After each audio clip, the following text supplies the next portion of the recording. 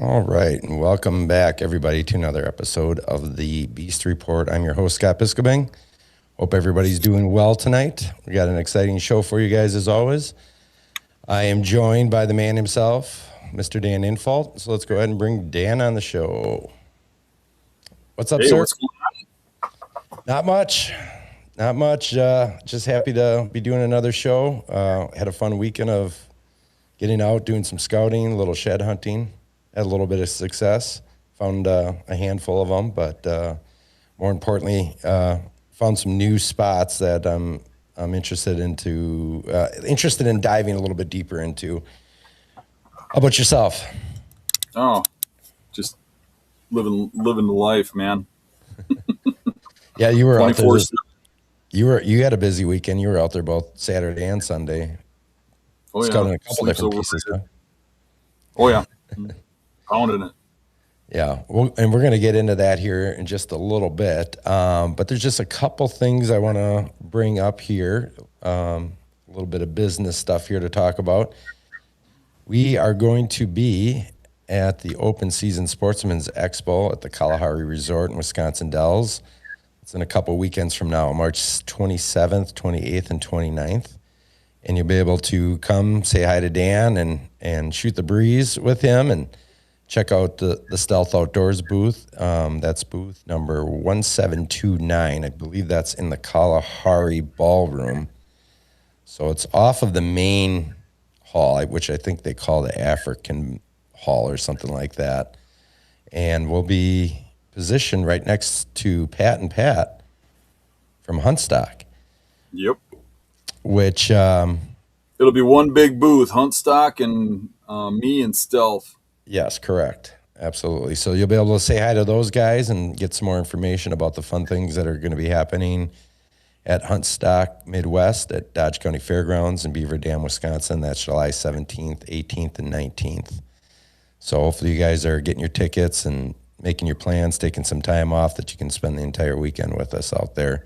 Not that you have to spend the whole weekend, but I think you're going to want to. So, and then back to speaking of Stealth Outdoors,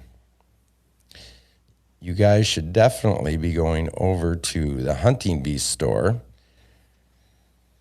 That's the huntingbeaststore.com to check out some of the Hunting Beast merch that is out there. And these are just a few of the things that are on that website and in the store.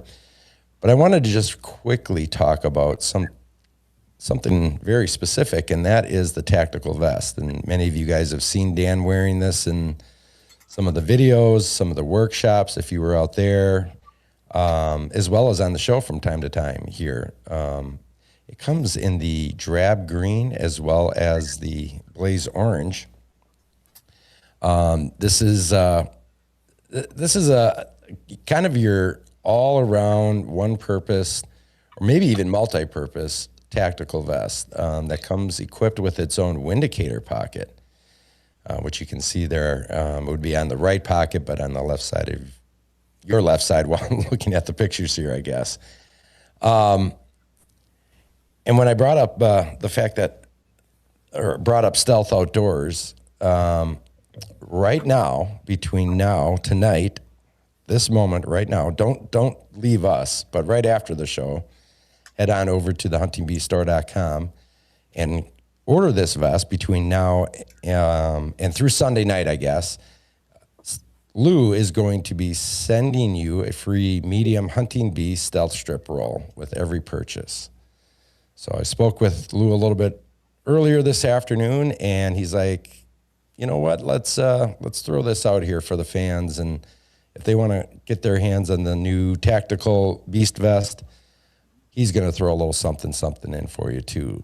There's no code necessary. Just simply place your order between now and Sunday night, and he'll go ahead and ship out that's that Hunting Beast stealth strip roll. So, and that's in size medium. So basically another like 15% off.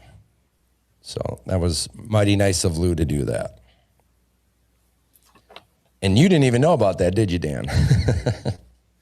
No, I did. I did talk to Lou earlier today, and I said, "Hey, man, we should do something with the vest. We should have some sort of like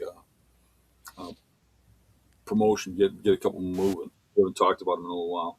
So you I got was the I was here. going to wear the orange one, but I never wear it with anything else. So maybe if I just sit here, as long as I don't stand up, we're good. But matter of fact, right now I'm not wearing anything but the shirt. Yeah. Just It was real awkward when Dan walked up to the desk here in front of the camera. I'm like, what's happening here? But yeah, so guys, check that sometimes you out. just gotta breathe, man. Sometimes you just gotta breathe. I could understand if this was yesterday. We had some really warm temperatures yesterday. I think we hit 70, 71 degrees here, and now we're back down to regular winter weather out there right now, regular March weather for Wisconsin.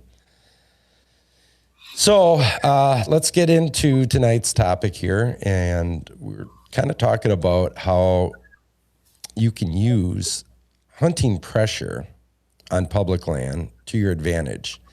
And you just dropped a video this morning.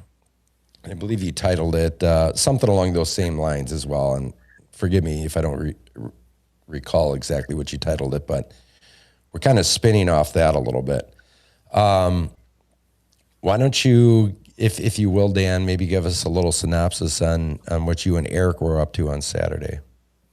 Well, we decided to get together and do a little scouting, and Eric wanted some new spots for when he comes down and hunts with me.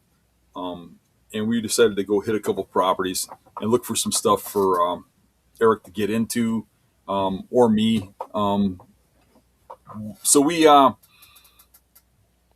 just looked at some maps, looked at some stuff. But there's one property I really wanted to hit right away, a small one where I really saw something where it really wasn't being hunted much.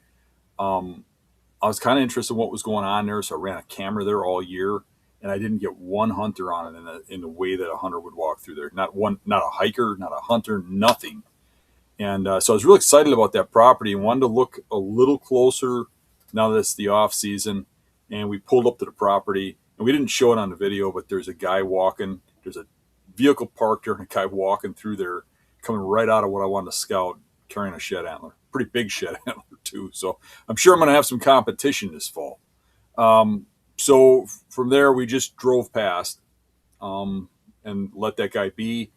And I brought up some other properties that I had not seen yet. Neither me nor Eric had been to them. And we drove a ways to get to those. And the first place we went to, Eric actually picked. I kind of picked a block of properties. Eric picked this one. We went to the parking lot. It was a very thick property. So we're always looking for stuff that can hold big bucks, right? So we kind of drive in there and we look, we give it a kind of an analysis. And the first thing we noticed was that the parking area had a lot of traffic. You could see a lot of people that parked there over the course of the year. There was a lot of garbage wrappers, like like little tags off of hunting gloves, heater pads for hunting, water bottles and stuff. There's trash all over the place and heavy trails leading from the parking lot out, which tells me it's got some heavy pressure. So we walked in a little bit right away, saw a stand set up right next to the parking lot, and then you could just see that it wasn't as I thought maybe with the lack of trees, which is what I'm looking for, properties with a lack of trees. Maybe with that lack of trees, it would tame the pressure down a little bit. So we kind of looked around just a little bit near the parking lot and stuff, and seeing all this pressure, I said, "Well, let's stop right here." And I looked around for anything that could tell me if there's big bucks there, and I saw Poplar Island. So seeing that, I said, okay, if we go to the Poplar Island, which was actually even closer to the road than the parking lot. The parking lot was a path that went way in a little ways, you know. So I knew it was next to the road, and I knew it was in an area where you wouldn't have big bucks. But I said to Eric, that island, if there's a big buck on this property, even if he's just visiting, he's going to rub there because they can't walk past poplars and rub them. And that's the misnomer. A lot of people think the poplars are great places to hunt, those islands. And all it is, it's no different than any place else. They just like to rub that kind of tree. So they can't walk past them, whether it's at night or day or whatever. So I always go to those trees to see if there's a big buck on the property. So we went there, and lo and behold, we find big rubs. So now we can't write the property off because if there was no rubs there, we were turning around. We're leaving, going to the next property. Hmm. But there was. So that told me there's big bucks on that property. But are they visiting or do they live there? Now, right away, the first thing I do is when I see those big rubs, I start looking around and find the trees that were hunted out of. Sure enough, they exist. They're there. You can see where they were hunted. So now it's worth the walk, and the walk is quite lengthy to get to the back of this property. So we walk a transition and kind of scout our way back, even though you kind of know this is not big buck territory. So I'm not scouting the little islands. I'm not scouting the thick spots, the patches, the little rises, the little wet spots and stuff. I'm not scouting any of that like you normally would because of the pressure. And as we're going along, you're seeing heavy amounts of pressure. But I am following the transition and paying attention to the sign and looking what's going on. And we did find one or two big buck beds with rubs in them along that transition, telling me that, yeah, there's some bedding on this property. Now, where those spots were not great beds and were probably used very little, but used. So I kept going back, and then I got way to the back of the property just as it's about to dump into water, and it's really thick, busting through buckthorn and stuff. And you're finding trails cut through the buckthorn. You stumble into these trails where people actually cut lanes to sneak back there. Bright eyes, garbage under tree stands stuff. And then looking in the trees, you start noticing tree stands all over the place chained on. Even though it's public land, it's illegal, but there's tree stands all over the place. So, I mean, we don't film all of that. Actually, I filmed a lot of it, but it gets cut and hits the floor because you start showing tree stands and stuff, people start recognizing properties, or you film a certain large piece of garbage, like a washing machine or something. People recognize that stuff. So there's certain things I just won't put in the video.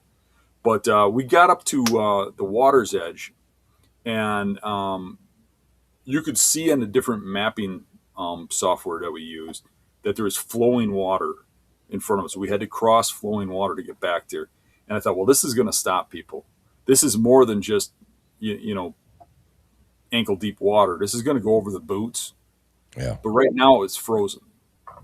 People are probably raising an eye to that because if you don't go out in the cattails, you don't understand that open water will be open right now because of the heat we've had. But in the cattails, it insulates. It's frozen.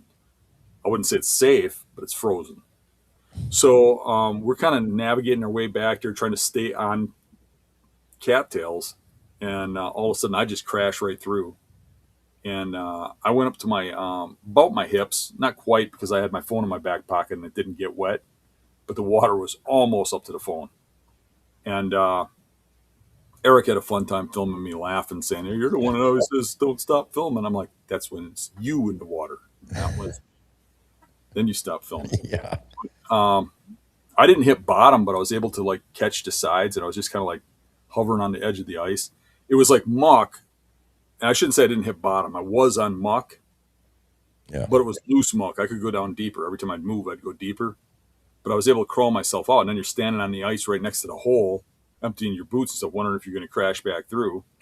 Went around, and we hadn't even crossed the canal yet, So then we got across the canal, got in there, and there was deep water all the way around this point. We saw this island point going out there. And you got to remember, this is already a mile back, So we get to the tip of that island, and right away we're saying if it's this bad to get back here, and there's this much pressure, there's going to be deer at that spot. If there's, I told Eric, if there's not beds there, we can just turn around, and he agreed. Yeah. So Exactly. again, we made that statement, and we got there, and there's really good bedding, but there's also duck hunting pressure.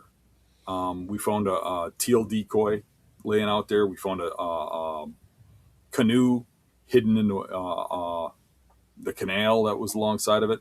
And Yeah. What do you think's up with that canoe still being out there like that? What do you think that's about? I know what it is. It's that there is not an access from the public land to get in there. That canoe was dragged in from private land. Okay. So to get to that point is so treacherous that nobody within their right mind would do it. Now, me and Eric aren't in our right minds. So this guy's accessing from private and acting like it's his own because nobody ever goes out there, right? So he did have a tree stand set up in one of the trees. There's a teal decoy laying out there. There's a canoe out there. But you could see that the tree stand setup that he had hadn't been used in years. It was grown into the tree. That's the strap up there, and there was no shooting lane anymore. And that was the only tree you could get in. Literally on that whole peninsula, that was the only tree you could hunt out of. We picked it out, and we were sitting there like, okay, this is where we'd hunt. This is where we'd get. And then Eric looks up there and goes, "Hey, look up higher." It was high. It was way up there, higher than we were looking to set up. Mm-hmm. Too high. The guy would have been shooting too steep. But he had the right tree because it was the only tree. But he only hunted it like once. So maybe he saw something big when he was duck hunting or whatever and gave it a shot. But it looks like it's a duck hunter mainly. But figuring out when those deer are there, they're there. It's just a matter of when he's not duck hunting. Now, teal season, from my understanding, is the first week of September. I didn't really realize that was a teal decoy. What was it? His name was Jack. Yeah. Teal decoy. I don't know where you came up with that, but Well, he was friendly, so we called him Jack and carried him around. But Jack was a teal decoy, and I didn't realize that because I'm not a big duck fan. But I do know that there's early seasons for teal. And I think teal opens before deer season even opens. So figuring out the exact timing on those beds might be interesting, but they're there at some point in time. And I wouldn't doubt it if they're just there whenever the duck hunters are, because there really isn't much of anything else to bed in. You know what I mean? But the bucks are there. They have to go in there. And they can't bed in the cattails because the cattails are in deep water. It's really bad. It's some of the worst water cattails I've seen. But anyway, so we figured out a ground blind setup because we figured out we couldn't get to the tree.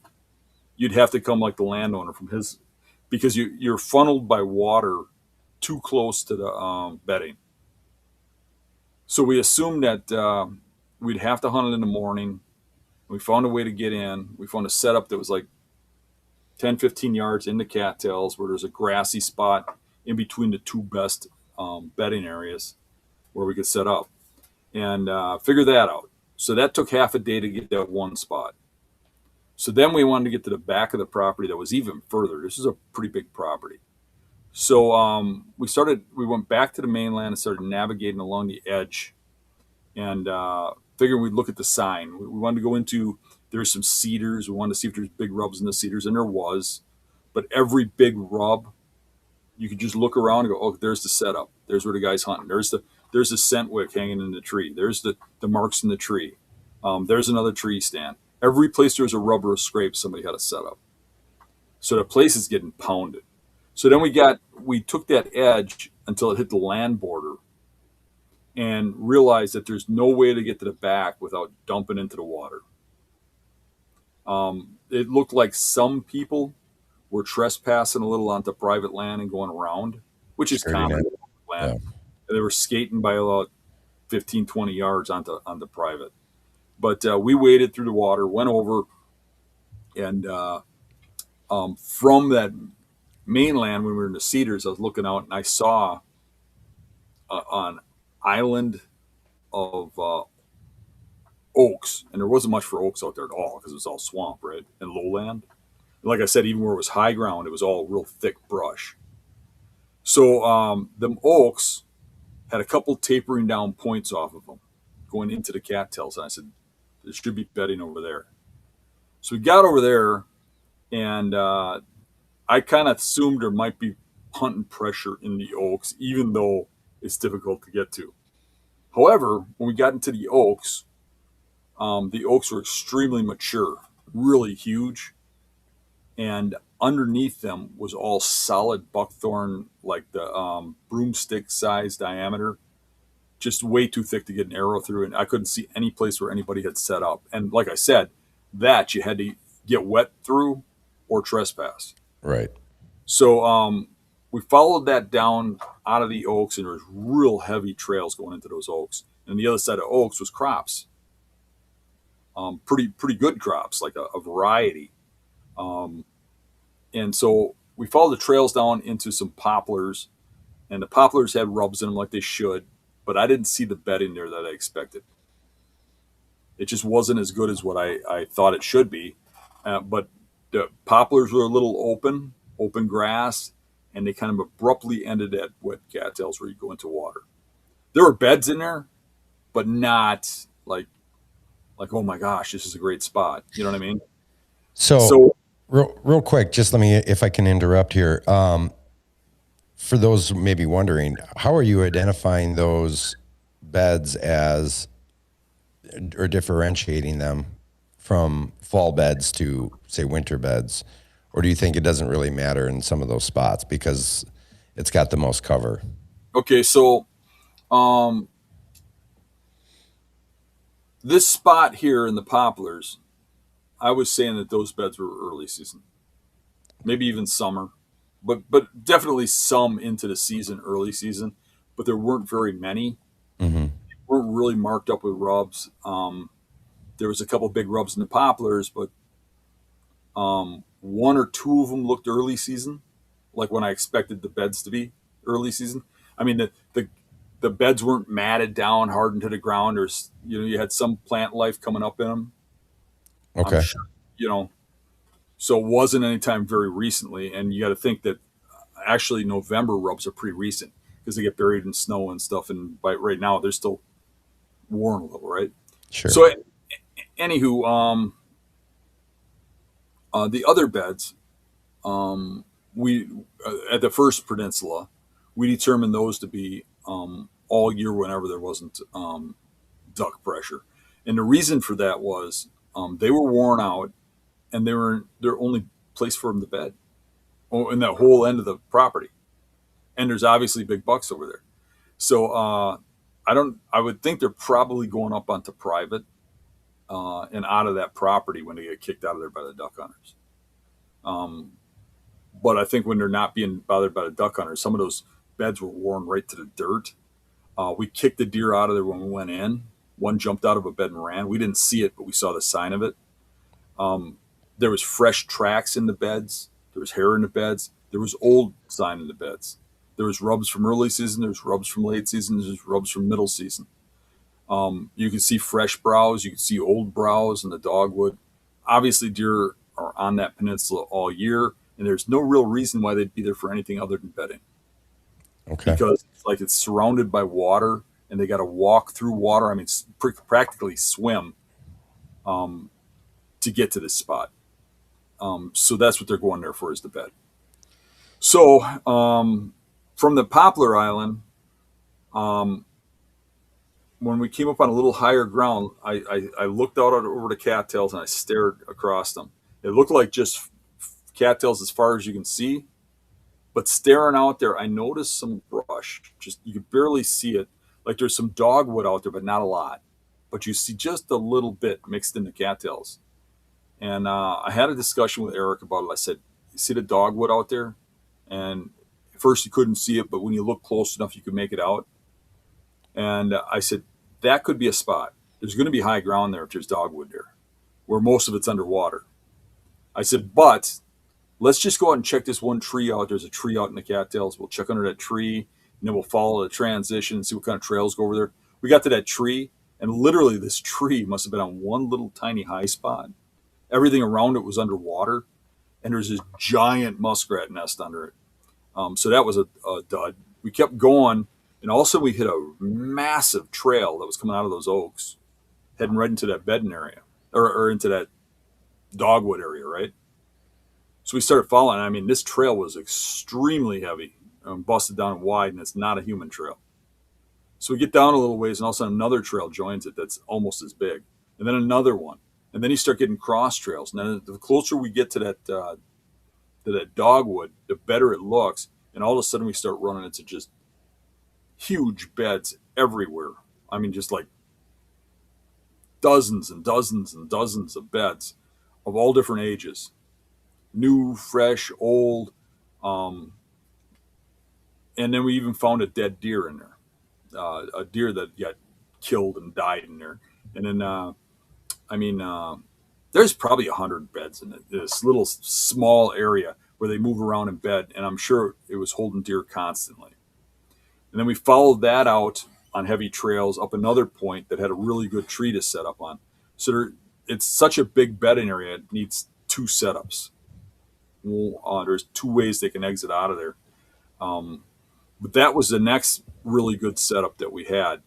And there was a massive scrape on the edge of that bedding area on one little bush that was kind of into the cattails. And that thing had a broomstick sized branch on the scrape that was where they were, the licking branch was 6 feet up, and they had broke the branch, and it was the size of a broomstick. Oh, And you'd have had a hard time hanging up there and breaking it with your hands. You'd have had a really hard time doing that. So then from there, we scouted the whole rest of that property and couldn't find anything worthy of throwing a sit at. Just, when we got to the back of the property, we got way back.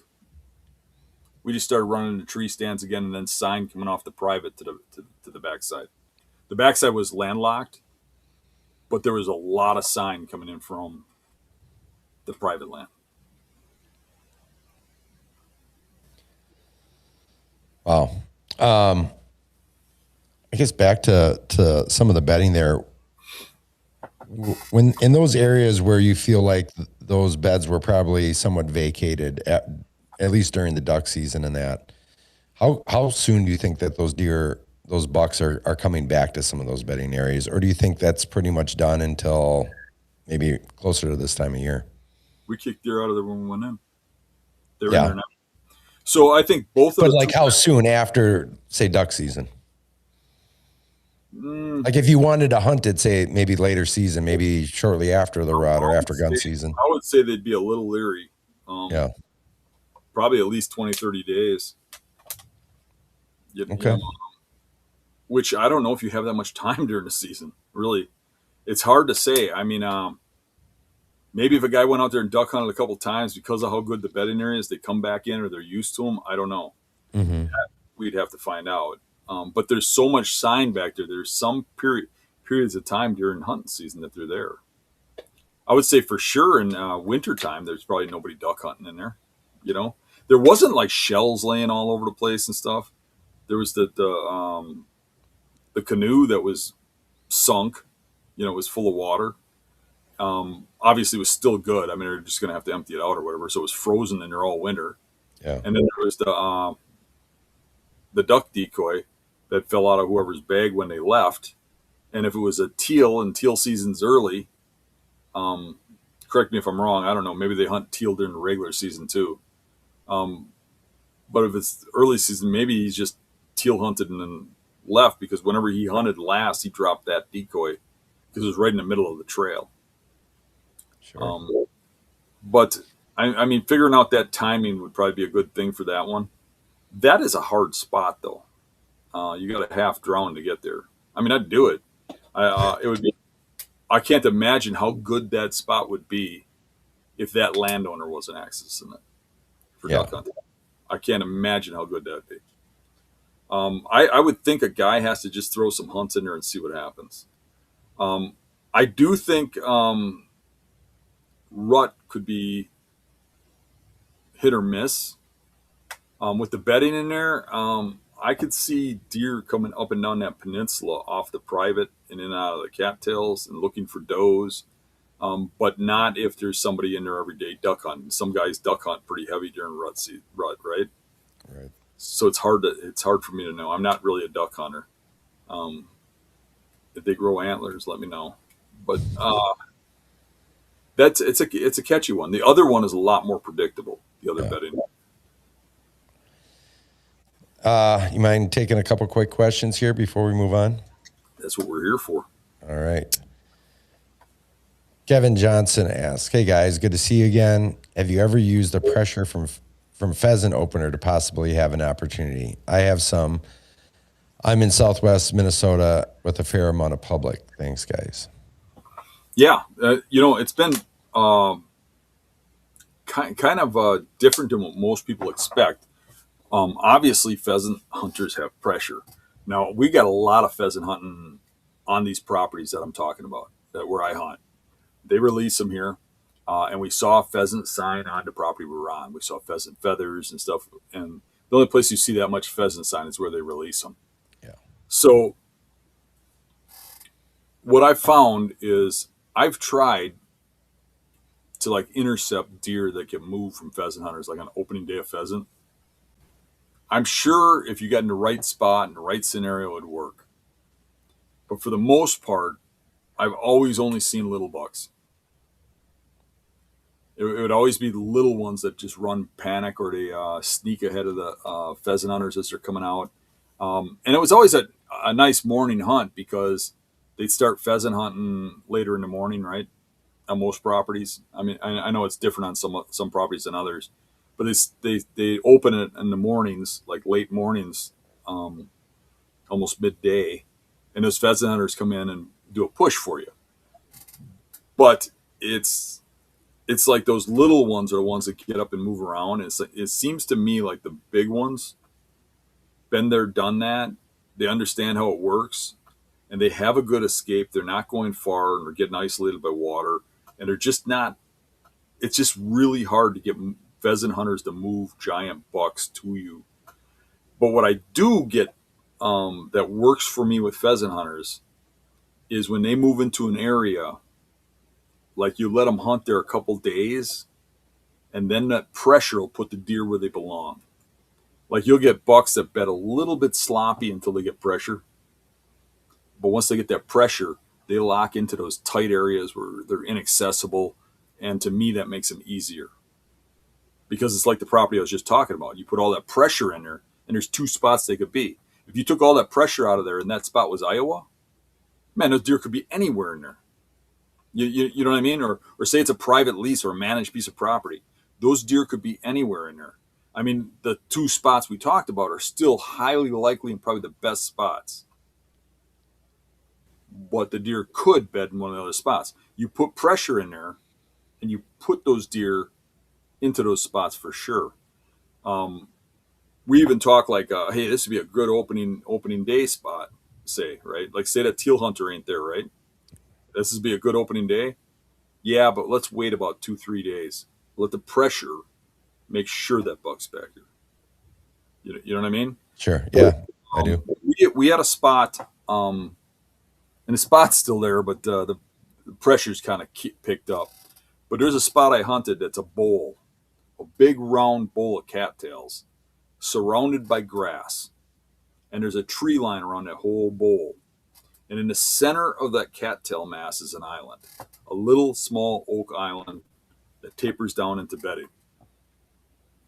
And there was always some good bucks that would go through there. And it's surrounded by, outside of that property, surrounded by crops and stuff without much for trees. So the deer would be bedded on the public and go.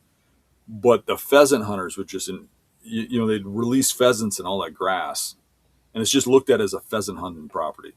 Nobody ever really looked at it as deer hunting because there's a tree line around the cattails. That's it. And then this island in the middle. Like I said, that's changed now, but I'm using it for an example. So I found that if I hunted that island, I could get on big bucks. But it was kind of hit or miss. But I started to realize the timing was if I waited till like 3 days after pheasant season opened, I did really well. Almost every time. If I waited till then to hunt it and didn't hunt it before that, that day would be that 3 days in was the magic day to be there after everybody put those deer in all the way to that island. And I'd usually have something decent come out. And then I also found that gun season, if I waited a few days into gun season, didn't hunt an opening day, but got in there a few days later, it was a great spot. So thinking about this over time, what I started doing was creating it. So what I do is I go in there and I know those deer are on the property. They're just not pushed into there, right? Scouting it, I found there was, dozens of bedding areas in that tree line all the way around. Little spots where a tree fell into the cattails, or there's a little tapering point going into the cattails. There'd be bedding spots. but none of them were great. Altogether, they were good, but you're not hunting all of them. They're all the way around, right? So what I do is, like I'm away home from work or something, I go out of my way to go there, park there, go into that tree line, walk that whole tree line all the way around that property, walk back to my truck, drive home, eat dinner or whatever, uh, go hunt where I'm going to hunt. Next day, do the same thing. Walk that perimeter, come home, eat, run out and hunt. And then the third day, go down there, sneak into that island, and hunt all the deer that got pushed into that island. So then I could create the same thing the pheasant hunters were doing. Right. Yeah, that's a good tip. Public Feast asked, "Hey Dan, how do you approach cedar swamps? What do you look for? I'm near a river. There is oxbows. I'm in Southwest Michigan." Yeah, I'm going to be looking at the oxbows. I'm going to be looking at points. If you're near a river, there's probably going to be some tangly areas along those cedars that are like thick with dogwood and stuff and high grass. And if you can get the right combination in there, those are usually really good bedding spots. The oxbows could be good spots. They're not going to bed out in the open cedars. They're going to be bedded on the edges of them, where the thick cover meets them, or where these oxbows are, or some sort of like opening, or maybe a little elevation, like a berm alongside of the river, where they get just a little higher. But there's going to be some sort of advantage they get in there. So if you think about it, when those deer live in there, they're thinking you're coming in there to kill them, whether you or you're a coyote or you are a wolf or whatever. Through years and years and years of evolution, hundreds and hundreds of years, right? They've learned to bed in a way that it's like a trap. So they try to figure out. I shouldn't say they try to figure out, but they've just learned this, and they don't really have it completely down when they're young. It's like they get better and better at it as they age, and the older deer are way better at it than the younger deer. But they try to figure out, or they figured out from one way or another, how to bed where they get the wind to their back, they watch an opening, or they get into a tangle where they can hear you, but they set up a trap where you got to come down an oxbow a certain way to get them. And they can watch that oxbow or smell that oxbow. And when you enter it, they got you. They'll go down into like a point of brush that as soon as you step out of those cedars into that brush, they're going to hear you and they can go out the other way. And one of the common things they'll have with it is it ain't just going to be the thick spot. It ain't going to just be an oxbow. It has to have good escape. So when they jump out of that oxbow, it can't be that they run across a wide open field, right? Like through a river and into, wide open. It has to be they have some sort of escape out of there, and not just one escape. That if you come in from one way, they got to have escaped the other. Coming that way, they have escaped the other. So when you look at the property from that point of view, the spots get a lot more obvious. If you think of them as hiding spots and trapping you, leading you down an oxbow to get them, leading you down a point, being up just slightly so they can see across the cedars and see your legs coming underneath the boughs. And when you start thinking about like that, you'll see where the bedding is a lot easier. Wooly 2012 asks, who makes up the increased pressure in your area? Many flatlanders have moved into my area and now think they are hardcore hunters and just mess it up for everyone. Yeah, I think it's a very strange thing because in some regards you think, where did all this pressure come from? Because there's a lot more on some properties than there ever was. But I think just a lot more people are spreading out. More people are locking up private where they got it all to themselves. They don't let anybody else on, or they lease it, or they get really mad when somebody else wants to hunt the property. Those jerks.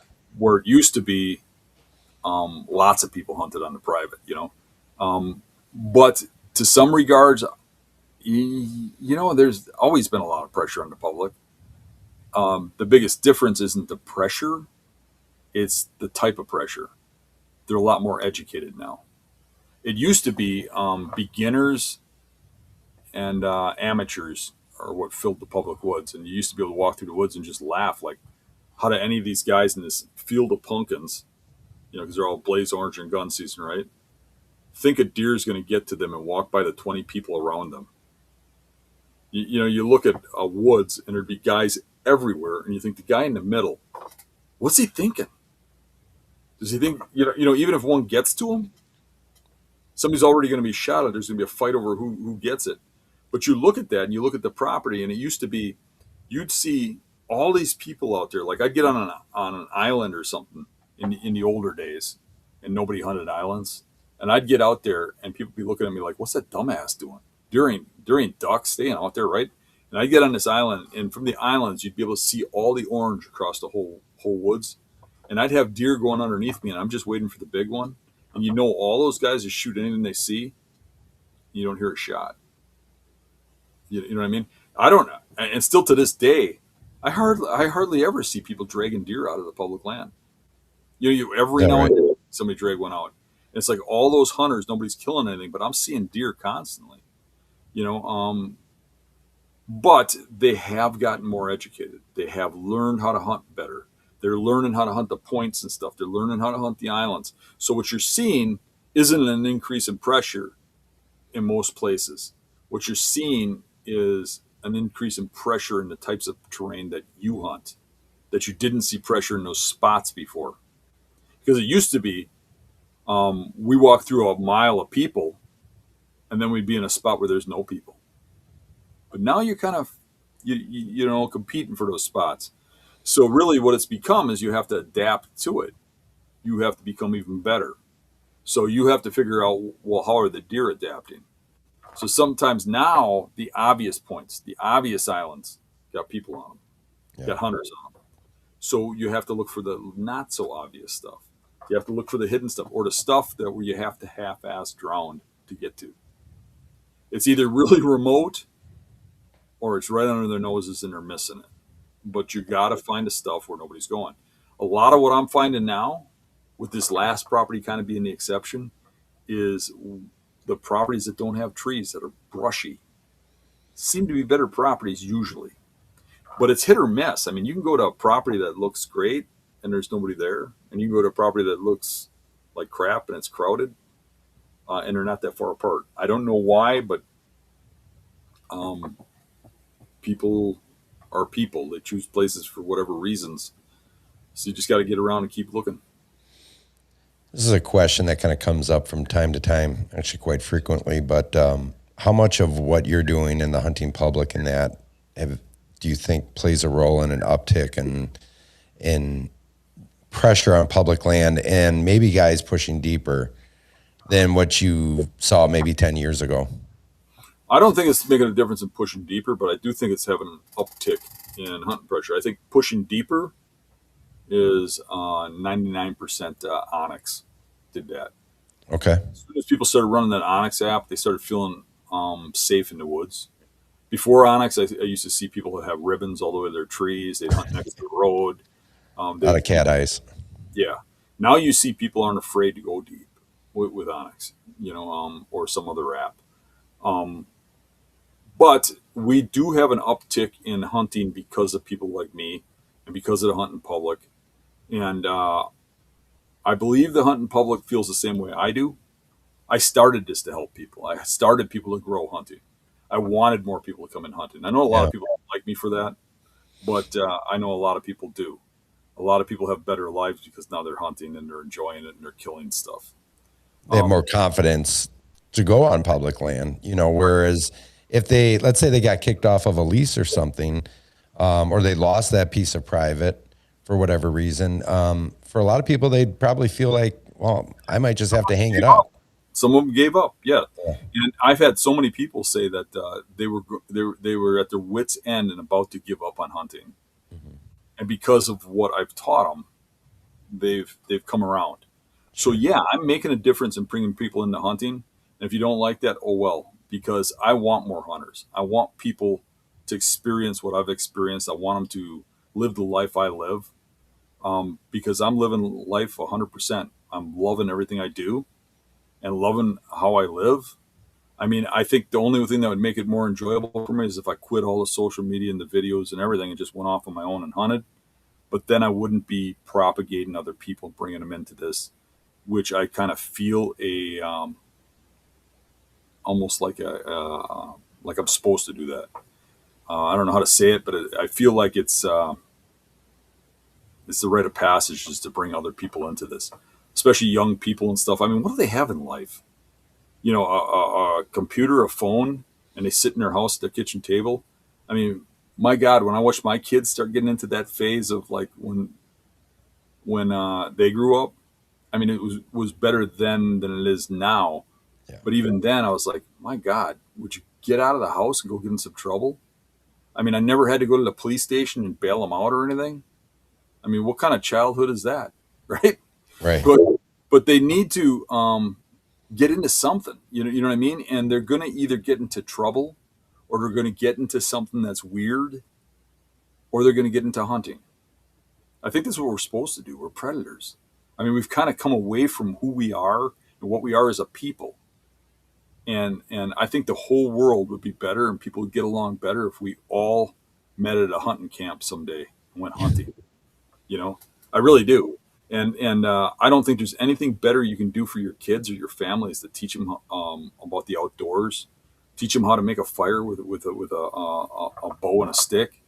Teach them how to fish, how to hunt, and be successful. There's so many kids that go out and they try to hunt like Mark Drury does, but they're doing it on the local public land, and the local kettle moraine or whatever, and they're just struggling and they don't understand why Mark's shooting bucks and they're not. Yeah. And all I'm trying to do is make people better and bring them into this. And really, if you can't kill bucks because other people are hunting, that's on you. That's not on them. You need to step up your game so that you can, and really Continue to evolve as a hunter. right. I mean, if you're so competitive that you can't, go without killing a deer or killing the biggest buck in the world, well, what the hell good is killing the biggest buck in the world if nobody else hunts? Because then they're not going to appreciate it. That's true. Who are you going to share that with, right?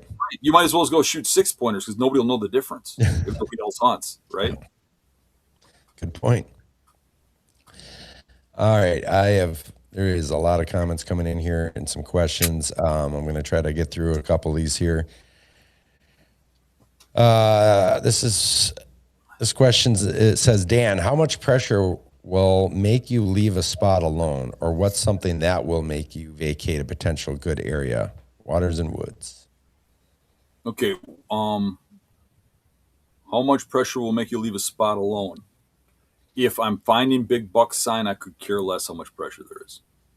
There just has to be a buck for me to hunt. If there's one buck in there that I want to kill, pressure doesn't matter. Matter of fact, the more the better. And that's the whole point of this. Mm-hmm. Pressure ain't always bad. It puts deer where they belong. It makes it easier to kill. Now, if it's pushing them off of the property, that's a different story. But if there's a buck on that property, if I can find evidence that that deer lives on that property, at least for a part of the year, then I can kill him. And that's all that matters.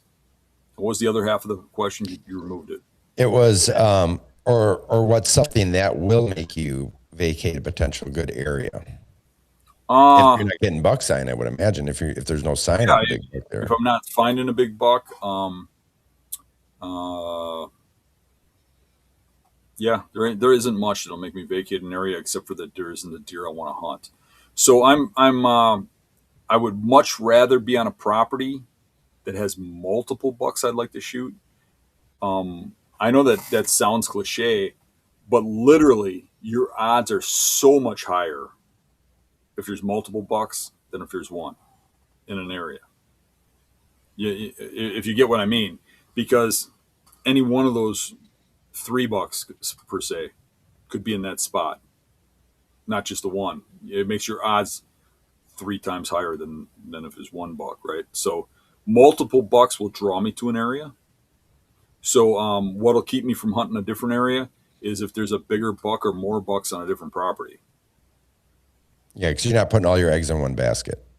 Correct. If you do, you're a fool. I do have a lot of people who will come to me and say, "Hey Dan, can you look at the property I hunt?" And I always think, the property? Who the hell hunts one public property? You know, I'm shopping. I'm looking around, and I'm always thinking about what's my best spot for this year, this season, this time, this day. I mean, on any given day in Wisconsin during a hunting season, I might in one hunting season hunt 50 properties in one state. Well, not 50 because you only have so many days, but I would say probably 15, maybe 20 different properties in one season.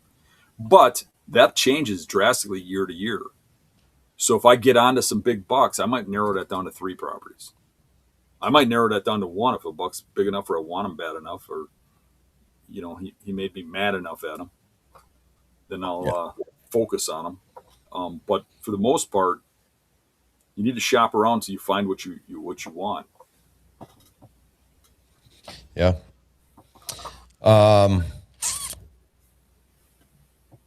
Bill asks, with all those buck beds, would that be during the rut or early season sign?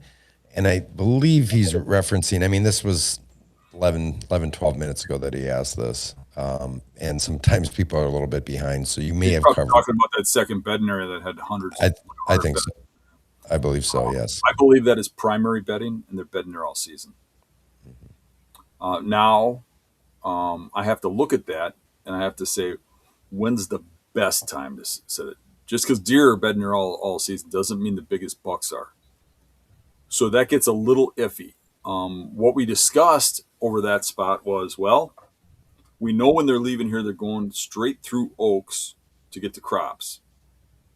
So they're either eating those crops or they're eating those acorns. And what are the crops? They rotate. There's clover on the crop fields. That's a year-round thing. I mean, that's almost the whole season they eat clover. So that's a good draw. So then that could put a deer there anytime. But there's also corn and beans. Beans are very early and usually are brown by the time season opens, and the sign will be there from before season, and then they'll abandon. But the acorns, when they drop, that'll be early season, and sometimes into about October. Now, corn, I mean, usually around that end of September, early October is when that corn just peaks, and they start pounding that corn. So you got corn there, that time frame. But there's trails are not going into browse. There's no browse that way. There really wasn't any green planty material there. It was brown grass going into buckthorn, but they'll eat the buckthorn leaves, but that's just kind of a browse, right? So I pretty much in that spot, which I don't normally do, but I would assume they're eating acorns or crops, and I'd look at the timing of those for when I think would be the peak time to sit there. However, there is a downfall to a spot that's got that much bedding and hunting it at a peak time. You might get several deer bedding in there at once. Maybe a group of does, maybe a couple bucks on different ends of it. I mean, it was a bigger bedding area. You could fit more deer in there. And the further outside of rut you are, the more likely those deer will tolerate each other. And you could get a group of deer that come out, and you could have small deer come by you first and spook. So the setup is critical, and not getting detected is critical, and a little bit of luck is critical in a spot like that. All right. Joe Horton. Dan, what do you think of the current administration's consideration of public lands? I have been left dissatisfied. Reserving our public lands are something that have been under attack a lot lately. Yeah, both sides suck. At preserving public land, both sides suck bad. I just watched a video last night. I don't know if I sent it to you, Scott. No, you did not. But we talked about this on my show, actually, just a few weeks back. This was a video that came up a few days ago. It was an outdoor life video if you want to find it. And if Oh, you did, yeah, I know which one you're if you talking went on about. YouTube and you did outdoor life and you put helicopter in there, you'd get it. So it'll come up if you, any of you want to watch this. But literally, the outdoor life crew did a bunch of research on these public lands in Wyoming that are landlocked, and people were doing that corner crossing thing and stuff, right? And they noticed all the hoopla about it, so they went out there, and they kind of made believe like they were, a little on the rancher side, a little on the hunter side, but they're on the hunter side. They're just saying that to play to both parties.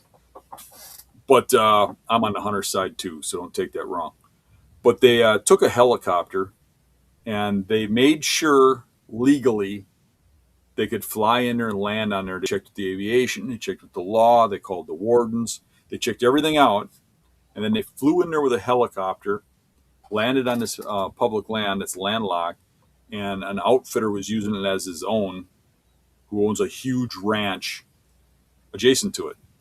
And they pretty easily just set up and, they just sat around a campfire until they saw a huge bull, and they shot three giant bulls in like a day and a half. And when they went to get the third bull, after they had shot it, cleaned it, and they were going in to pack it out from the hill, they see a guy running into the bushes carrying a rack, and then they realize that they're antlers, and they chase this guy down and catch him, and he had hidden the antlers in the trees, and it was the actual ranch owner, the wealthy guy that owns the ranch, chasing him, saying that they shouldn't be there hunting. He didn't like them there because it's like his domain, because they don't have any access to get there. They shouldn't be there. And he says, we came in here legal access. And he goes, that's debatable. And he goes, no, it's not debatable. We checked everything and we came in here legally, and you just stole our rack, and so they get the rack back, and they call the wardens. They turn it in, but they were kind of nice about it, going, well, we feel bad for the rancher because he's, in which, don't play those games. You think he sucks. But it's kind of funny how it works out, because these ranchers control that state. They pay the wages of all these police, the DNR, and all that, right? So the outcome of it is the rancher got cited for. They said they couldn't get him for hunter harassment because all three hunters were already tagged out. Therefore, they weren't hunting, so it wasn't hunter harassment. It's just harassment. They tried to get him for stealing the antlers, I think it was. Quote me if I'm wrong, but they said he pled innocent, and now he's got to go back to court. But at the same time, the like legal system, like the district attorneys and stuff, made an announcement that it's always been legal to hunt out of a helicopter in Wyoming, but because of this incident and people actually accessing these places where these poor ranchers, are using this for a livelihood to elk hunt and get people to pay, that now they're going to, rethink this law and see if there's any way they can change it so you can't access with a helicopter. So in other words, they're taking the sides of these people who are getting a free ride. They're hunting. They're taking this land that is owned by you and me that we pay for, and the government is actually taking their side, the rancher's side, and saying, no, we're going to find any way we can to stop anybody from legally hunting to own that land that they own, which is bullcrap. I'd like to see a law that says if I can't hunt it, if there's no access to it, nobody can hunt it. That's what I'd like to see. Because then look, you watch how fast people's tunes would change. But as far as the administration, Trump sucks with the land. Biden sucked with it. Bush sucked with it. Obama sucked with it. All they think about is money. They're rich people. You're never going to get anybody perfect. Now, I like a lot of what Trump's doing, but nobody is perfect. Everybody has flaws, and that's one of them. Now, I thought it would be a little better with Trump, and it is a little better because his son, Trump Jr., is a real huge hunter who's really about Right. the outdoors and about preserving land and stuff like that. But they both think about, well, what's the value of this land when it's sitting there? Now, like in my area, I mean, I don't know how long you guys have been watching or following me, but a couple years ago, I tried to draw attention. Nobody really seemed to care about the properties around me being sold off by the state of Wisconsin, by the DNR, without our permission. We own that property. And right here in my hometown of Sullivan, there was a really nice property right in Sullivan along the bike trail. A nice big property. There's a parking lot. It's an easy walk to get to. Me and Eric went in there and scouted it and found some really good spots. And we're going to go in there and hunt that spot. And I came back just before season to check on just one little area we didn't get into. And I get back there and I look at my Onyx and it no longer says public. There's some guy's name there. And I'm like, what the hell? So I call the warden up and I ask him about it. And he goes, no, that's public. He goes, I've been back there. He goes, I go back there and check people. And I says, it's showing somebody's name. He goes, well, let me look at mine. So he looks at Onyx and he calls me back and he's like, yeah, it looks like the biologist sold it. I'm like, he just sold the property? He goes, yeah, I don't know what's going on, but it's sold. So I talked to the biologist and he said, well, it was landlocked. I go, it's not landlocked. There's a parking lot. There's an easement. And he goes, nobody used it. I go, I can name a dozen different people that hunt that property. And that's just the people I know. And he goes, well, we got to sell some stuff. That's because you voted for Walker, you Republicans and you conservatives, and Walker made a thing that said we had to sell landlocked property. I go, it's not landlocked. So then he hung up on me, wouldn't answer my phone calls, wouldn't, because he works for me. So he can just hang up on me and not respond or not give me an answer, right? That's how these people act. So anywho, I bitched about it online. I bitched about it on some videos and I got some response back. And it was all pro what I was saying, but it never really took off. Nobody really cared enough, But one of the responses I got was from another biologist for this county and a person that works high up in the DNR. And they said, Dan, we just got to say this. And they're saying it publicly to everybody because they're saying it in the responses, that the reason we sold that property was to buy a new property. And you're going to be real happy with the property we bought. It's twice the size. We're going to have it open next year. We're in the process of purchasing it. That was 2 years ago. There ain't no property. It was never bought. It was just to get me to shut up. Yeah. So my point is they just sell this stuff, but we own it. Did they ask you, Scott, if they could sell it? They didn't ask me, and we own it. It's our property. That should be by vote. 100%. If you ask me, they should not be able to sell a property that isn't landlocked at all. Once it's public, it should always be public. We're losing property so freaking fast. I mean, they're taking just areas of Jefferson County and just hundreds and thousands of these stupid solar panels. It's just crazy. And you could cover a whole 40-acre field with solar panels, and it wouldn't be enough electricity for my house. And you know what else? Right. My electric bill last month, 1 month, was $800. That's a freaking house payment, not an electric bill. And that's because I'm paying for all these stupid electric panels. It's not bringing our electric down. Every place they put them, your electric goes up. It's crazy.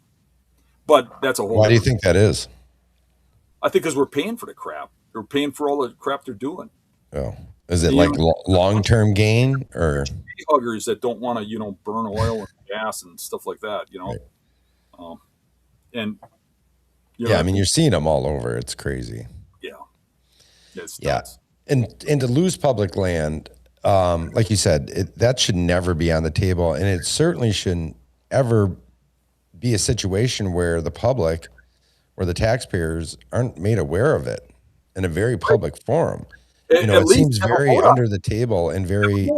Here's what we're going to do with the money. Here's why we want to sell it. Here's what's going on. Here's why. Yeah.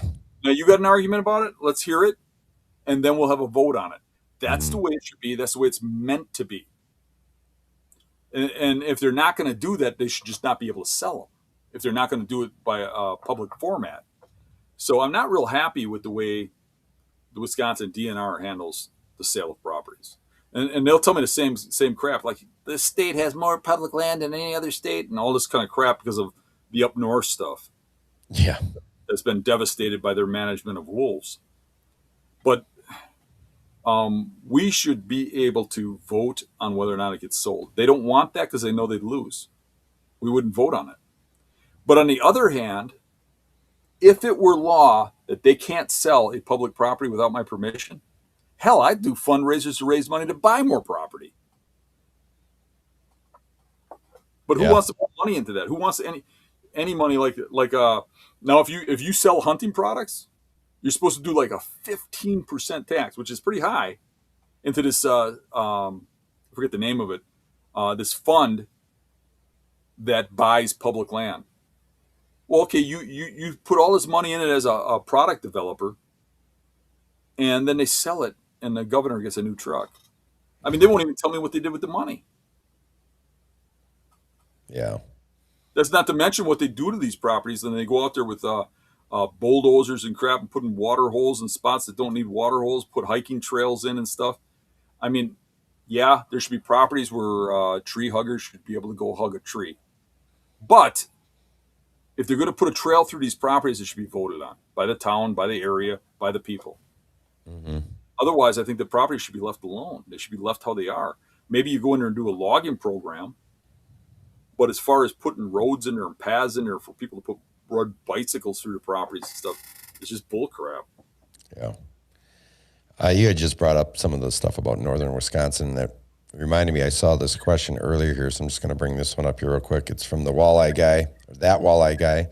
Dan, why is southern Wisconsin the place to be for big bucks nowadays? What happened to northern Wisconsin and the UP to cause the decline in quality of hunting that you observed from your visits?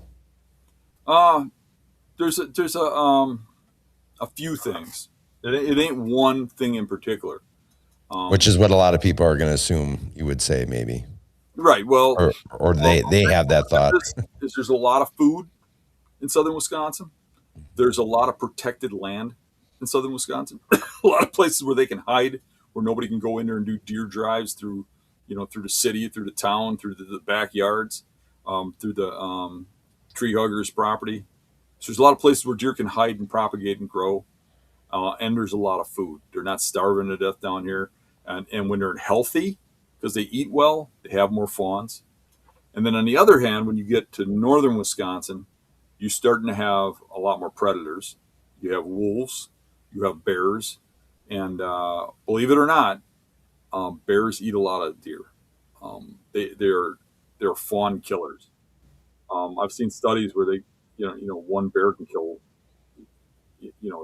dozens of fawns in the spring. So we have a very high bear population. Um, I'm kind of on the fence there because I like bears, but um, there isn't a lot done for habitat improvement up there. There is logging, but not specifically for deer. Um, but if you notice, they do improvements for ducks. They do improvements for pheasants. They don't do crap for deer. Matter of fact, they mow down deer habitat to make pheasant habitat. But For a Chinese bird. for a Chinese invasive bird, correct? Hmm. They there's more of have a type of person up in the Northwoods that hunts for meat, so they kill a lot of deer, and so do the wolves, so do the bears. What do you think? What do you think it would take to turn that around up there? I mean, bear. I understand the wolves is a newer introduction in the grand scheme of the Northwoods of Wisconsin and the UP, right? Yeah, But it wasn't that long ago, 40, 50 years ago, that the Northwoods was the destination spot for many hunters in their yep. deer camps. Wolves have increased, bears have increased, um, and they start giving away tags like candy. When I was a kid, you couldn't just go get a doe tag. You didn't get a doe tag. You had to earn one. I remember they used to give, when I was a little kid, it was what they called a party tag. Hmm. So if you were lucky enough that your group got a tag, you had to have 13 people in your group, and you'd get one antlerless tag to use as camp deer. Yeah. And then when they finally started giving out doe tags, um, it took quite a while, and then all of a sudden they just started giving them out like crazy. So even in these areas that are kind of depopulated, they still give out doe tags. They kill does like crazy all over the place. Um, and back when I was a kid, it was so devastating to kill a few does that I don't know how they can't think that it makes a huge difference now. So if you go to those northern counties that don't have many deer, are they giving doe tags? I know there's some places where they don't for a season or something, but they just keep going back to it. Um, It's a little bit tougher. There's only so many doe tags that they will give out, and you actually have to kind of apply for them. In fact, back in the late '80s, I don't know if you remember this at all, but even in central Wisconsin, say Adams County, Juneau County, and that you had hunter's choice, and that was something you had to apply. I want to say it was like right in the beginning of July. mhm. So let's say you had a group of 5 guys or whatever, and everybody applied for it. If one guy got it out of that group, that was pretty cool. Hey, somebody's going to get to shoot a doe this year, and because you would always see a ton of does. It's the same thing when I go up north now. I mean, I've got family land up in Florence, Wisconsin, way up by Iron Mountain, Michigan, and in the summertime, you can just look in fields. There's does all over the place. I mean, they're there. I would say, in terms of pressure up there, the fact that not as many guys are going up there anymore, and you hear this all the time, especially when it comes to gun season, right? Deer camps are kind of closing up shop, and people are moving south, and there's just not that tradition that there once was with these deer camps, because guys are spending a lot of time. There's purists out there that are still doing it for the tradition and from the camaraderie, but they're not really finding a lot of success. But I also know plenty of people that are going up there bow hunting and have figured it out and are very successful. It One depends on guy where that you're at. Spotty. it is spotty too, but I think if you hunt hard enough, you can be successful. I mean, we've had Brad Rowinski on the show, Yep. and he goes up there every year, and he hunts in all different parts of northern Wisconsin, and he's always successful.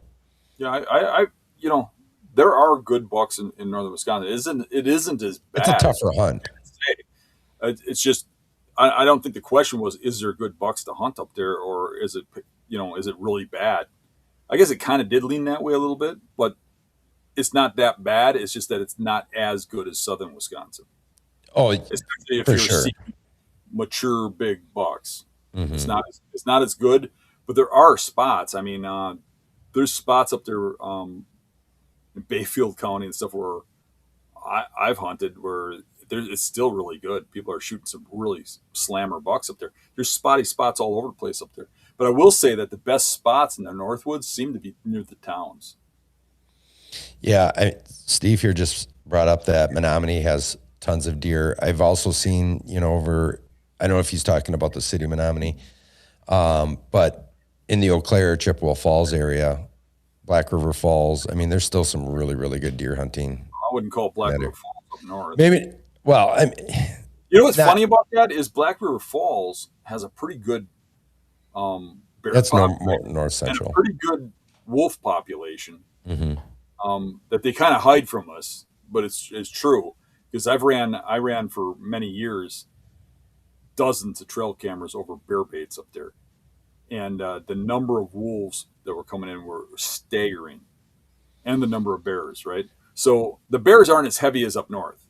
Maybe a Hmm. quarter of the bears is up north, but the wolves, man, there are a ton of wolves there, but there's still just a crap ton of deer. There's a lot of deer around Black River Falls, Jackson County. I don't think they want to talk about the wolf population in the Black River Falls or Jackson County in general, just because of the elk herd. That's nobody wants to talk about both those things at the same time. Yeah. which has always very much perplexed me that we have this wolf population that has gone unchecked here for many years now. I mean, how many years ago was it since the last wolf hunt? It's got to be 6-7 years ago at least. It's all politics. Right, it is, but it's gone unchecked. Yet we're going to try to reintroduce elk into the state of Wisconsin while leaving the wolf population go unchecked. Are wolves going to go after the elk more than the deer? That I don't know. What's that, Dan? Do you remember what happened with the wolves? What really made it such a standoff? Why it was a standoff? Why it got so bad when they wanted to open wolf hunting. Because when wolves first started getting recognized in Wisconsin, mm-hmm. the DNR took the stance of, "Isn't this great?" Which I'm not against wolves. I do think that there's a place for all animals. But they don't need to be eradicated. I think you need to be controlled. And you get to hate because of the out of control, right? Mm-hmm. But what happened was the DNR started saying, "Hey, how about we do a program? Adopt a wolf. All the tree huggers will get to do it. We're going to let them name them." And they would let them pay money to adopt a wolf. They'd send them a picture of that wolf, let them name the wolf if they gave them money, right? Yeah. And then they wonder why these little old ladies and stuff are all mad when they want to kill Fluffy. You know, yeah. Well, and then look what happened when they did. They gave no notice, right? When it finally got pushed through, Hunter Nation was a big part in getting that pushed through, right? There was literally zero notice for this hunt. It was a very last minute thing. Like literally, it's going to be open the next day. So nobody who had planned or wanting to go had no time to really make their plans. Correct? Yeah. Was it supposed to be a 7-day hunt? I'm ad-libbing here a little bit. Don't take my words verbatim here, but let's say it was a 7-day hunt. That thing was over in a day and a half, and they exceeded the quota in a day and a half's time with no notice. If that doesn't tell you what our wolf population was, hardest animals to kill, and it was done, the quota was met and exceeded. In fact, it ended up going over because they couldn't stop it quick enough and get it notified everybody that, hey, it's done, quota's met, stop hunting. And then it's been now 7-8 years since we've had one, and the packs are going unchecked, and the numbers are increasing every single year astronomically. You know how we could get rid of wolves or get the anti-hunters on board, right? How's that? Get them into Madison? Get those wolves to funnel into Madison? No, we got to get them to understand that wolves are hunters, that they're not apple eaters. Oh, right. But my dog likes apples. That's the thing is I don't know if they don't hate hunters. Right. They hate people who hunt. Mm-hmm. They love animals who hunt, so they're not against hunting. They're fakes. They hate people who like to hunt is what they hate. Right. They're just people filled with hate, basically. I know we're kind of off on a tangent here, but Dan, you've had to have seen some of these news articles lately and some of the stuff on social media with also being in with the coyotes in Mequon area and Fox Point and different things. You know, residents are seeing an uptick of coyotes in their backyards and running all over the place. And there's all this concern for all their little yappy dogs, you know, that they let out in their backyards. How is it any different? You know, how I understand coyotes and wolves are different, but it's a predatory animal, and there's consequences for letting these things go unchecked.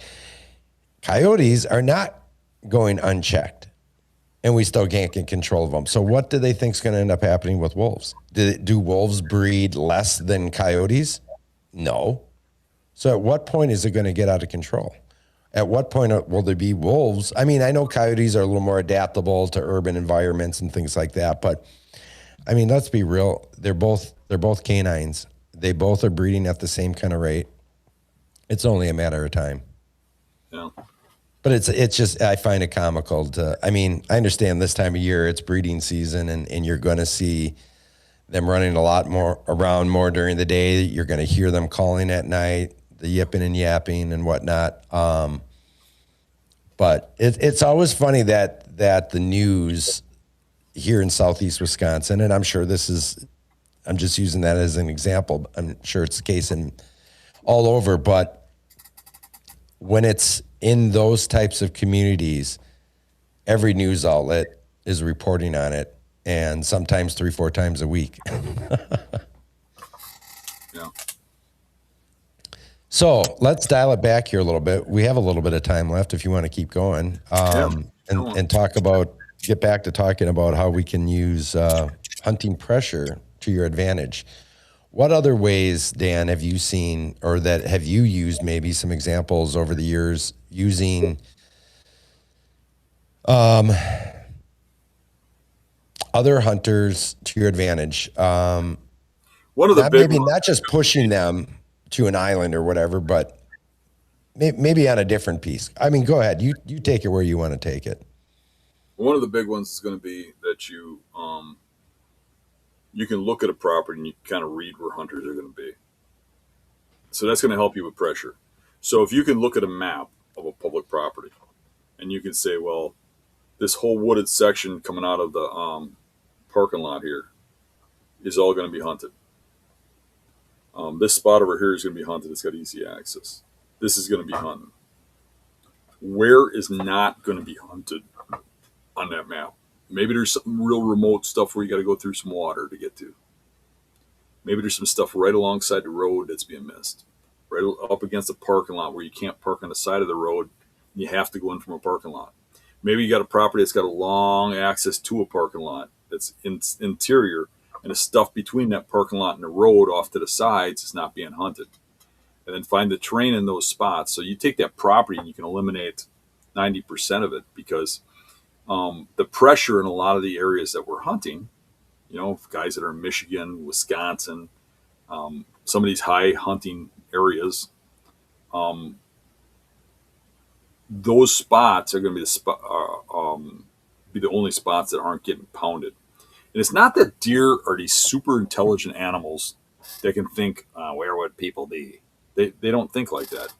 But they smell very good. They can smell where you were for 15, 20 days. And if every time somebody walks through there every month, more times than not, there's human odor in that area. And they're just going to go to the spots where they don't smell people. And they're going to go hang in those spots, and they're going to start liking those spots better, and they're going to find a way to hide in there. The people get everywhere, but there's certain spots where people don't get as often. And that's where those bucks are going to hang. And if you can look at a map and figure out where those areas are, you can use that pressure to your advantage. And that's a huge one, because most people look at a property, they don't think like that. They don't think outside the box. They have this narrow vision of what looks like deer territory. Well, there's a ridge that has oaks on it, and they go to the ridge. They hunt the common spots. And I don't know, to this day, still, even though it's pretty much locked down, most people don't believe how deer live. They think they live in woods. They don't. They're edge creatures. They live in the brush. But people want to hunt woods. You know what I mean? And people don't get out into those areas where the deer go. I mean, so I'm seeking out those properties that have brushy areas that you really got to get inventive to get a tree stand into. That you can't hunt off the ground because they're too thick on the ground. You can't get in a tree because there really ain't much for trees. Then you find a way to get them. So what I do with those properties is I go into those areas. I find the deer. I find where those bucks are through scouting, where the people aren't going. You can kind of eliminate a lot of that property, get right to the good spots. You get in there, you find that, and no matter how that deer lives, your job is to figure out how to kill it. A lot of times it's not the easiest thing. And if you watch that video that we just put out, the pressure video, you're going to see that that first spot. A lot of the tape got cut, but we really struggled on that tree line figuring out how we going to kill this thing. So this is where he lives. We can't kill him by waiting for him to come to crops. We can't kill him by waiting for him to run around the woods and rut. We got to go to him and kill him. Waiting for him to run around and rut is not an effective way to kill him. If it was, everybody sitting over a tree line or rub line or a funnel would be killing giant 5, 6, 7-year-old deer. They're not. They're killing 2 and 3-year-olds. The older bucks are getting killed by getting in on them, moving in on them. And you have to find those places where people don't go, and there's reasons they don't go there. And then you have to figure out the niche on how you can make that spot work. Whether you have to hunt on the ground, whether you have to get into a bush, whether whatever you got to do, whether you got to wait for an exact wind, whether you got to wait for a rain day when the leaves are wet, whether you got to wait for a windy day when you can get through a little area where you could possibly see it, but he won't because everything's moving from the wind. You gotta really study those areas and become a little bit of a detective. That's what it comes down to. All right. This is kind of maybe a little bit on the same lines here, but this is a question for you from Deer and Gear. Southeast Wisconsin woods public with heavy undergrowth and many thermal hubs. When you get pictures of big deer a couple hours after dark, what range of distance would you be looking at to locate them? I usually assume they're fairly close. So I kind of look at it in blockiness. It's not always the same size, but you look at a property and you kind of think about how far that deer is going. It's usually not that far. Especially if it's like 1 to 2 hours after dark. Most of the deer that I'm shooting, if they're a mature buck, when I shoot them, I am hunting 50, 75 yards from their bed, and it's at closing time. So, there's exceptions that they get further, obviously. But they're coming out of there, they're browsing their way, moving slowly. They're not getting all that far in 2 hours. The further away from that the daylight time frame, the farther they could have traveled, for sure. And I guess it depends on the situation too. Like I've seen them get up in cattails and walk through cattails in an area that they're walking into a mile of cattails before they break those cattails. They're probably walking pretty steady, I would imagine. But they're probably not coming out till late at night. But my point is, even when I'm shining deer, I see them in fields and stuff. I have to say that pretty often I find them pretty close to where I seen them. You know what I mean? Even if it's the middle of the night or whatever, they're not that far. Do you think they move a further distance quicker in dark, or do you think it really doesn't matter? They're gonna, if it's lighter. They're kind of slow creatures. They kind of feed their way, walk their way. The exception is rut. You can see a deer at 2 hours after dark in rut, and it might have went a mile. Right, he could have been coming quite a ways. Yeah. So basically, when I'm saying that, I'm talking about outside of rut. Mm-hmm. During rut, you can get random pictures anytime, day or night, and never see that buck again. But you can get repetitive pictures, and you can get rut pictures that are the deer's real close, but you just don't have as much confidence in it during rut. I know you hunt quite close to the bedding, and you try to cut that distance. I've been out there and you've showed me some of the spots. You've done it in the workshops and that of how close you are to some of this bedding. Let's say you're on a new piece and it's maybe some assumed bedding. You haven't really scouted it. Maybe, let's say you traveled to another state and you're assuming this is the bedding area, but you didn't really get time and you're moving in. Let's give you 5 days there, right? And the first day you kind of moved into the spot and nothing came in until dark, but it was pretty close. Are you going to give that a shot the next day and maybe try to close that distance as long as you didn't blow that deer out of there? As long as there was an actual deer there, I'll move closer and I'll give it a shot. Even if I blow them out of there, I'll probably give it another shot. Sure. No free rides. You don't let them come back the next day and you're not there. So Yeah. you see one that's a deer you want to shoot. I'm coming back, for sure. I'm going to give him another try. I have to say, the majority of the time, he doesn't come back. He figures out you were there and doesn't. Right. But it happens enough that it's worth that next shot if it's a true shooter, right? Mm-hmm. So yes, but usually I don't have deer come out of what I assume is bedding after dark. The way I set up, they usually come out and I kill them, or they get past me, or I pass them. But I hunt so close, so tight in there that I get my opportunity in daylight. Mm-hmm. Has it happened often where you've blown them out at dark, where it's actually after already dark, you're packing up and then you blow something out? Yeah, I do have deer that come by me at dark too, but they're usually not bedding there, and that's usually rut time frame. Okay. Usually those bucks are checking on does or something that are bedding there from time to time, or they're just running the terrain feature that I'm on. But the bucks that come out of the bedding, generally they come. I mean, there's no nocturnal deer. They get up in the evening, they come out. I mean, I've had them get up and they just feed right by the beds and don't get to you, I guess. That's difficult, but it's not very often. It's very seldom that happens. Sure. Most of the people who have a problem with deer showing up on the edge of light, and then they have a problem about when do I get out of the tree? How do I not bust? They're hunting too far back, or they're hunting on a food source. That's not me. I mean, that's a problematic system of hunting. Yeah. I've run into that in the past. I've had to change tactics because of that, because I was too close to the food source. Yeah, there would be does out in that field, an hour and a half before the end of legal shooting light, but the bucks weren't coming in. Yeah, none At of least the not the mature ones. I mean, occasionally, that's the way to hunt.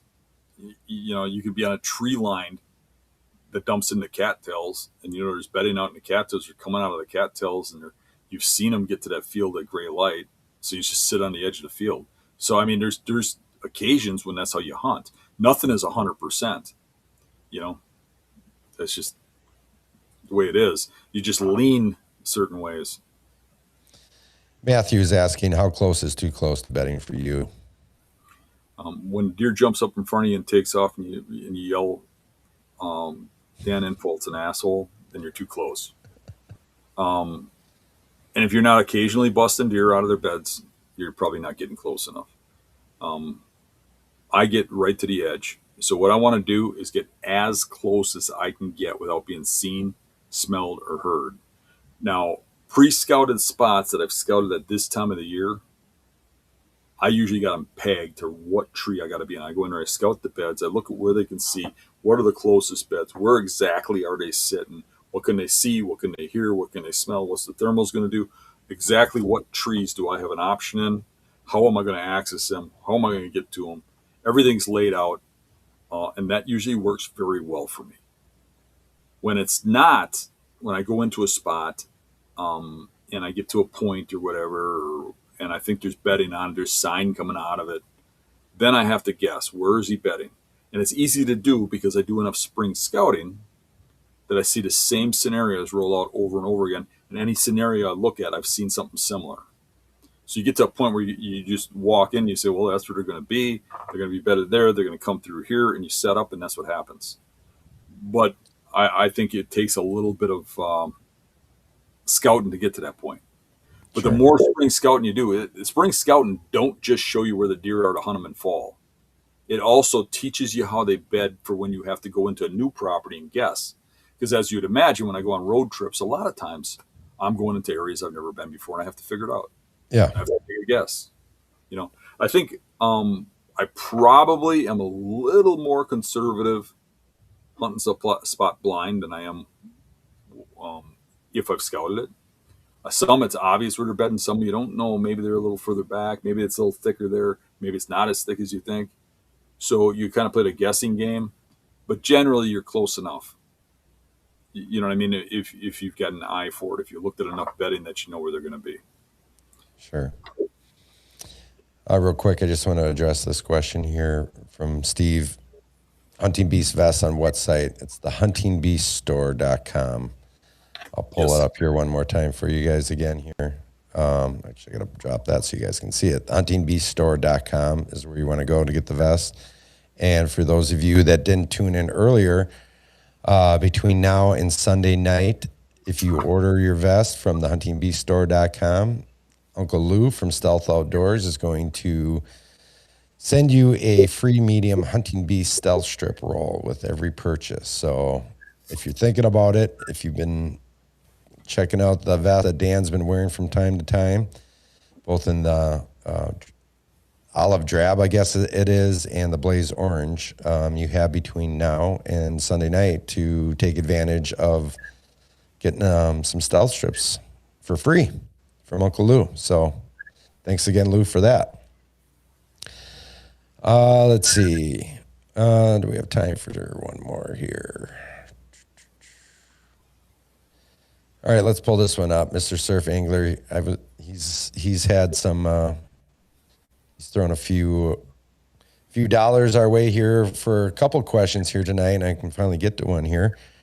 He asks, how would one approach low deer density urban properties with smart hunters? Here in Ontario, I only see beast quality setups or hunters shooting over pumpkins in shotgun season.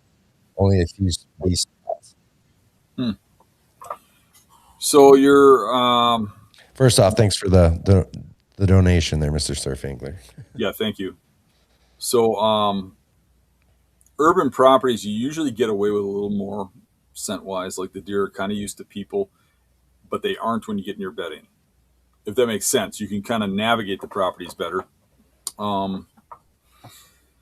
So he's saying he has only smart hunters, so that they're hunting the same way as we are, is what he's saying. Yeah, that's what it sounds like. That's interesting. I think you're just going to have to figure out what they're missing. You know, there's very few. You know, I run into very few people that hunt like I do, and I know it seems odd. I find that most of the people that learn what I'm doing are missing a few things. So like they'll find a great spot, they'll have a good setup, but they'll keep going back, or they'll cut a bunch of shooting lanes. They'll spook the deer a little bit, but they'll tip their hand a little bit that they're there. And what you got to do is just check these spots in springtime, like right now, see where they're hunting. They seem to repeat the same spots over and over and over again. Don't scout as much. If you get out there in spring, you find the bedding. The bedding's not going to lie. If you're finding great bedding and there's a setup on it, I'd be surprised. Generally, the deer move when you set up on them and hunt them. But if somebody there, I don't want to hunt it. I mean, I do not want to hunt in the same spot as somebody who's even close to how I hunt. I'd rather just move on. Even if he's in the same woods and I'm hunting the same deer, I am going to just find the spots he's missing. He's not going to kill everything. He's going to educate some of them. Even me, when I go into the woods, I look at it a certain way. You know, sometimes like if I take Eric into a property that I'm hunting, Eric will see something I'm missing. If I go into a property where Eric's hunting, I'll find something that he's missing. If we go to a spot that Scott's hunting, we'll both find all the stuff that Scott's missing because he doesn't find anything. You know, right, Scott? Yeah, thanks for that. Just for listening there. I am trying to go through all these questions here. All of a sudden, we get towards the end of the show, and they start coming in fast and furious. So you want to blast through a few of these here real quick? Because it's always fun to see some new names pop up in here. Not that we don't love our regulars, and I try to get to as many of those questions as well. But we have one here from Swamp Life Adventures. Is there such a thing as too thick for bucks to bed? Great name, Swamp Life Adventure. Yeah. Cool. It's too thick for them to bed? Yeah, I believe so. I find that they love real thick cover for escape. They'll just bust through it if they need to, right? But they certainly don't like walking through it. You got to remember, a buck with a 20-inch rack walking through briars and stuff, he doesn't even have a hand to move it out of his way. There's got to be a trail going in there or something for them to want to bed in there. So what they tend to do is on that really thick cover is bed on the downwind sides. Now, if there's accesses into it, they'll bed in little open areas in it or islands in it. But as far as in the really thick cover, I guess it depends on what you're calling really thick cover because they'll bed in thick cover. But there's plenty of stuff with saplings and stuff that they just can't get the racks through efficiently that does and stuff will get into, but not what we want to target. I see plenty of stuff that's too thick. As a matter of fact, I notice a tendency with a lot of people I hunt with to think the bucks are skirting through this thick cover, and I often don't see that. I see them take the open trail because they can't even get through the trails that's thick. I can remember one time, one hunt, I got a pretty nice 8-pointer one time. I was hunting in this willow tree, and I was expecting bucks to come out of the bedding in front of me to me, and a buck got a little wild side a little early, and a doe came through, and he came chasing this doe and didn't come past me in front of me. He came behind, and I was able to kind of turn around. I wasn't positioned to shoot behind me, and I had to kind of finagle. And the buck was coming through an opening, and I pulled the bow back, but he got through the opening. The doe ran through this thick dogwood. And there's a trail there. There's a deer trail there. I saw it when I went in there. There's a well-used deer trail going into this thick dogwood, and this nice 8-pointer come running by, chasing that doe, and I couldn't stop him. But when he hit that trail where that doe went into the dogwood on the deer trail, he just locked up like a fly in a spider nest. He could not get through, and he backed up, ran into it again, and tried to ram his head through. He couldn't get through, and he tried to force his way through, and he couldn't get through. And then he backed up, and he went to go around it. And when he went to go around it, I got an arrow in him because he came out far enough for me to get a shot. And because he couldn't get down that trail, I shot him. So that one sticks in my mind. But he couldn't get down that trail that had just tons of deer tracks on it. But if you look at those tracks, they're all doe tracks. All right. I don't have much of a comment here. I'm just going to get to some of these here. I'm going to pull up this question here. And if this came from Steve or Zeke Outdoors, I probably wouldn't pull it up. But Mr. Pancakes 32 asks, Dan, what do you think about having a scent regiment? John Ebert Hart, to be specific. He must be new. Or he's trolling you. Or he's trolling me. Yeah, I don't believe in scent control in any way, shape, or form. I don't think there's anything you can do to beat a deer's nose. And I've seen plenty of evidence and scientific evidence to prove that. Everybody that says that there's scientific evidence that proves scent control works for a scent control company. All the people outside of the scent control companies that have tested it all say that it's failed. You cannot beat a deer's nose. It is too great of a thing. There it is. Let's see. Is this a question here?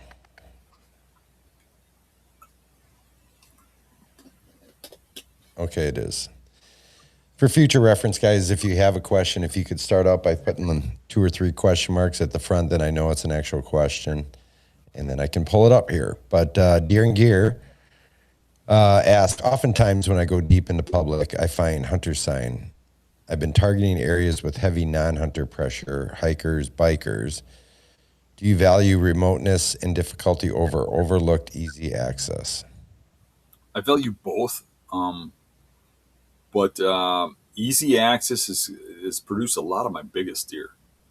Not that it's easy, but that it's overlooked. That's just in a place where nobody'd even think to look. That has been some of my best spots. But it's one or the other.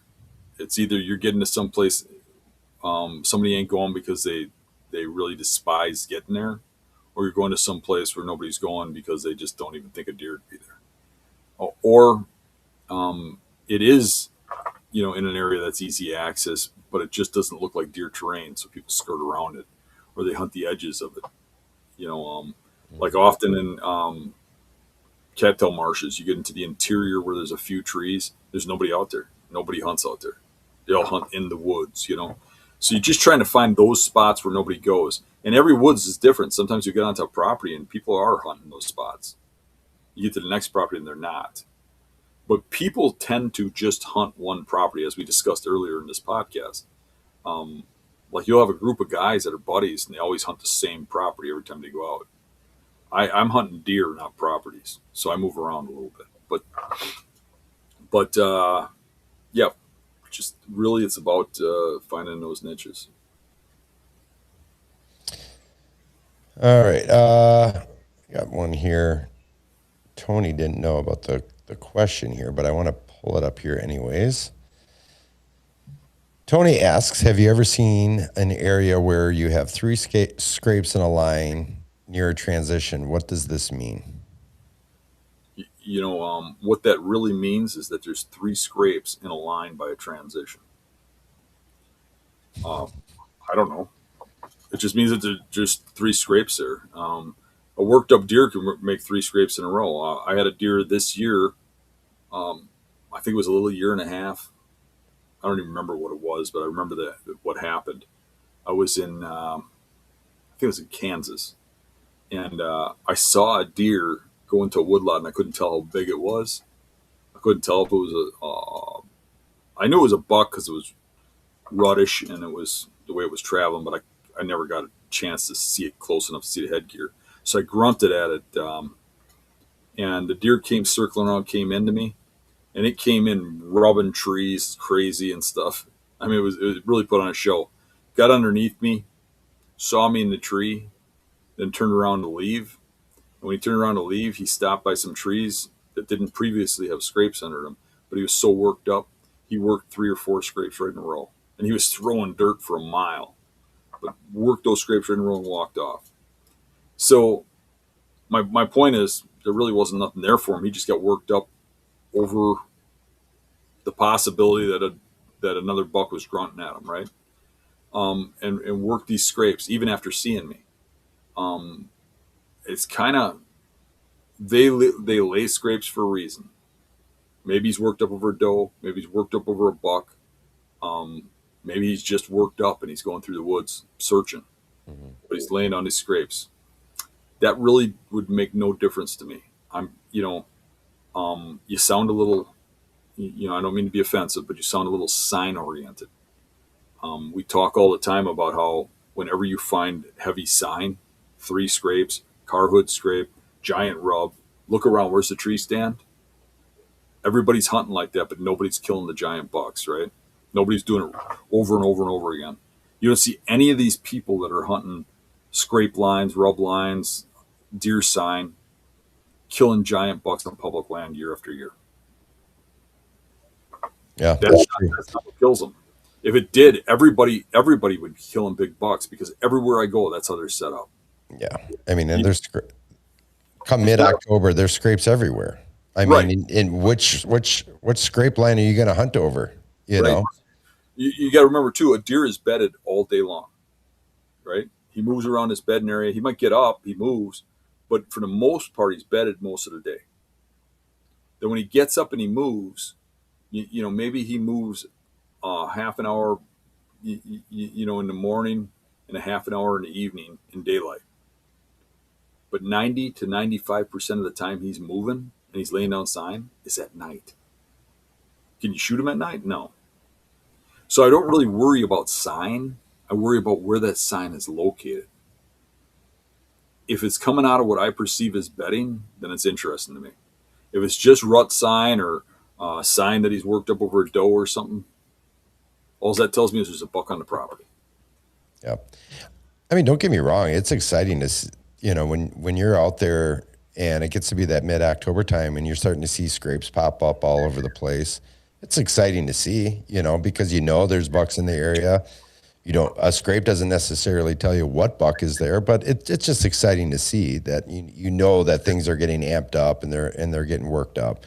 So I would say it's absolutely horrible to hunt over a scrape or something like that. I've done it myself, but really other factors should be taken into play. How close is it to bedding? That's number one for me. Mm-hmm. Not for everybody. Some places have a lot more daylight movement. Maybe they're looking for something on a rut funnel or something. Maybe they don't understand bedding on that property, can't figure it out, but they got a rut funnel here. And if there's scrapes there, well, that might tell me, okay, something at least comes through here. It's probably better than sitting in a rut funnel that has no sign, right? So I mean, it's better than some things in some ways, but I'm saying don't give it that much credit, and don't knock yourself out trying to understand why there's 3 scrapes in a row.